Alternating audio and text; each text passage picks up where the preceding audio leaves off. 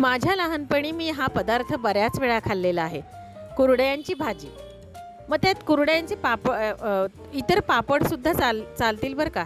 पापडाचे तुकडे, थोडेसे मुरमुरे, कुरडयांचा भुगा असं पाण्यामध्ये भिजवून घ्यायचं आणि बाजूला सारायचं. आणि मग इकडे आपण फोडणीची तयारी करायची. गॅसवर कढई ठेवायची, गॅस चालू करायचा, तेल टाकायचं, जिरं, मोहरी, कांदा बारीक कापायचा आणि तो तेल तापलं की कांदा परतवायला ठेवायचा. कांदा चांगला गुलाबीसर होईपर्यंत हलवायचा आणि मग कांदा गुलाबी झाला की त्यात तिखट, हळद टाकायचं आणि हा भिजवलेला कुरडईचा भुगा टाकायचा, हलवायचं. कोथिंबीर टाकायची, थोडी साखर टाकायची, मीठ टाकायचं आणि मग सुंदर अशी कुरडईची भाजी रेडी.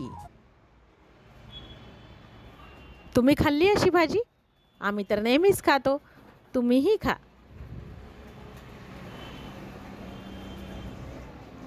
एक वाफ येऊ दिली की भाजी छान लागते.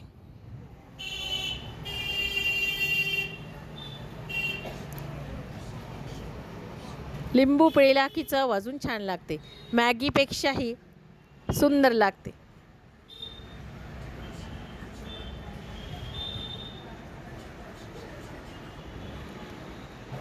माझ्या मुलांना पण मी मधून हे खायला देत असते. चला तर मग या खायला.